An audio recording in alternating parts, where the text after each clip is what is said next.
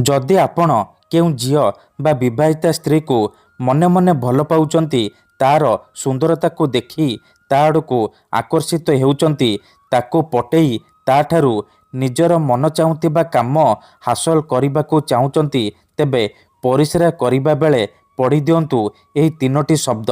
Guarantee देउची से झियो बा विवाहिता स्त्री आपणक पाखकू आसीबा पई बाध्य हेब।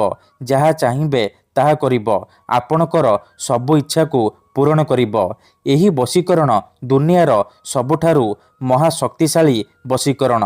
एहार प्रयोग केबे भी खाली जाएनि, तेणु एहाकू आपण भाबी चिंतिकी प्रयोग करिबे।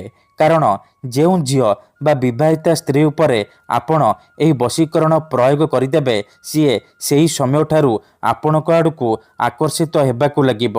एथिपाई आपणकू बेसी किछि करिबाकू पड़िबनी। केवल परिस्रा करिबा समय रे मु आपणकू तीनोटी शब्द कहिबी, एही तीनोटी शब्द को पढ़िकी आपण परिस्रा करिदेबे। तापर देखिबे जेउ झियो बा स्त्री पई एही तीनोटी शब्द को पाठ करिबे बा पढ़िबे, सी किपरि आपणक आड़कू आकर्षित हेबाकू लागिब, आपणकू भल पाइबाकू लागिब, आपणकू न देखि रही परिबनी।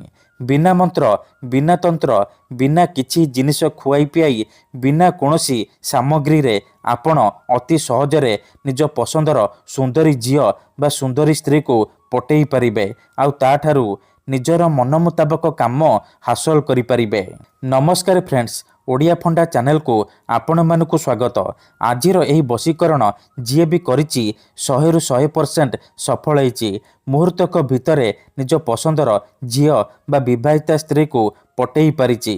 सासु नणंद दियर भाउज काहाकू भी निज बसरे करी ताठारू निजर मन चाहुथिबा काम हासिल करि पारिछि। जदि झियो आपणकू धोखा देइछि, आपणकू छाड़ी पळैछि, आपणक सहित कथा हेउनी, आपणकर नंबर ब्लॉक कर देइछि, तेबे परिस्रा करिबा समय रे एही तीनोटी शब्द को मात्र 3 थर पढ़ी दियंतु। से झियो जेते दूर रे थिले मध्य राति दिन आपणक कथा भाबिब, आपणक पाखकू आसीबा पई बाध्य हेब, आपणकू भल पाउची बोली कहिब।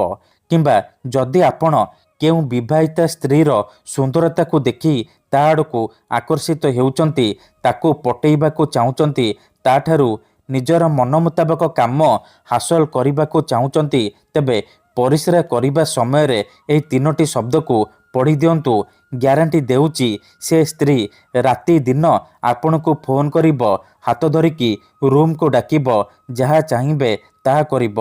तेबे एही वशीकरण विधि को आपण किपरि करिबे मु आपणकू शिखेइबी। संपूर्ण प्रयोग विधि ठीक भाबरे शिखेइबी। जानिबा पई भिडियोटी को शेष पर्यंत देखंतु, तेबे जाय कि आपण संपूर्ण प्रयोग विधि जानि परिबे। कारण अधारू छाड़िकी पळैले किंबा काटी काटी देखिले आपण किछि भी बुझी परिबेनी। परे कमेंट करिबे गुरुजी आपणकर मंत्र काम करूनी। देखंतु, वशीकरण करिबा पूर्वरु वशीकरण विषय रे किछि कथा जानि रखंतु। जेमिति कि मंत्र तंत्र जंत्र वशीकरण इ एमिति सेमिति काम करेनी। मनरे संपूर्ण विश्वास निष्ठा आउ एकाग्रतार सहित आपणकू एही वशीकरण करिबाकू पड़िबो। तेबे जाई मु आपणकू ग्यारंटी देउची आपण जाहाकू चाहिबे ताकू अति सहजरे पटेई पारिबे, निज बसरे करि पारिबे। ठीक अछि, तेबे एही वशीकरण विधि को आपण किपरि करिबे चलंतु जानिबा। विधिटी जानिबा पूर्वरु जदि आपण आम चैनल को प्रथम थर आसीचंती, तेबे दयाकरी चैनल को सब्सक्राइब करी पाखरे थिबा बेल आइकन को मध्य दबाई दियंतु, जहा द्वारा आमे जेउ भी वीडियो अपलोड करिबु सर्वप्रथमे आपण देखि परिबे। ठीक अछि, मने रखंतु एही वशीकरण विधि को आपण केवल मंगलवार किंबा शनिवार दिन करि परिबे। संध्या 5टारू राति 8टा मध्यरे एही वशीकरण करि परिबे। प्रथमे आपण कोन करिबे, 2टी लवंग नेकी कोनोसी एक सुनसान जगह को जिबे। तापरे से 2टी लवंग तळे माटी उपरे रखिदेबे, आउ ता उपरे परिस्रा करिबे। परिस्रा करिबा समय रे आपण त्रिंग त्रिंग त्रिंग एही तीनोटी शब्द को 3 थर पढ़ी देबे। तापरे से झियो बा स्त्रीर नाम 5 थर कहिबे।